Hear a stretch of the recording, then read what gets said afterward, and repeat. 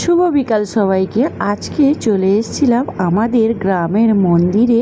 কিভাবে বাবা ভোলানাথের কাছে ভক্তরা এইভাবে কাঁধে বাঁক নিয়ে জল নিয়ে আসে, আর জল নিয়ে এসে বাবার মাথায় ঢালে। তো চলো সেই ভিডিওটা পুরোটাই কিন্তু আজকে তোমাদের সাথে শেয়ার করব।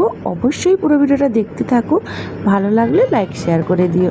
কি সুন্দর ছোট ছোট বাচ্চাদেরকে শিব দুর্গা কীভাবে সাজিয়েছে।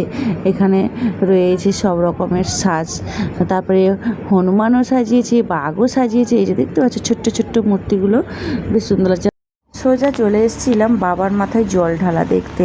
আর এখানে এসে দেখি প্রচুর ভক্তরা কিন্তু বাবার মাথায় জল ঢালতে যাওয়ার জন্য রাত থেকে গেছিলো। এখন বিকাল 6টা মতো বাজে, তো এসে বাবার মাথায় জল দিল।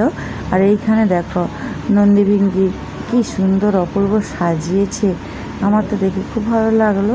আর আমাদের পূর্ব মেদিনীপুর জেলায় কিন্তু প্রত্যেকটা শিব মন্দিরে এইভাবে কিন্তু বছরের শেষে চৈত্র মাসের শেষে এইভাবে গাজন মেলা উৎসব হয়। আর এখানে প্রচুর এইভাবে শিব দুর্গা এরকম সেজে নাচও হয়, বেশ ভালো লাগে। তো আমাদের পূর্ব মেদিনীপুরেতেও হয়। তো তোমরা কোন জেলাতে আছো এবং তোমাদের জেলাতে হয় নাকি অবশ্যই কমেন্ট করে জানিও।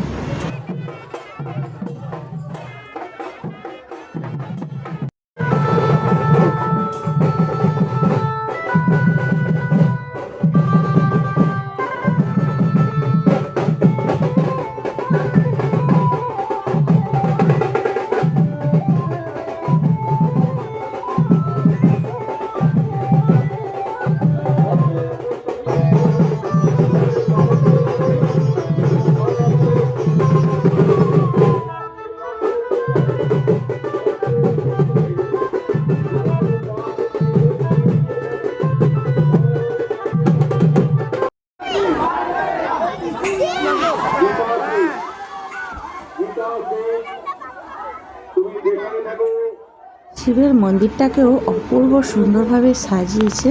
তো যাই হোক, আজকের মতো ব্লগটা এই পর্যন্ত। তোমাদের কেমন লাগলো অবশ্যই কমেন্ট করে জানাতে ভুলো না। দেখা হচ্ছে খুব শিগগিরই নতুন একটি ব্লগ।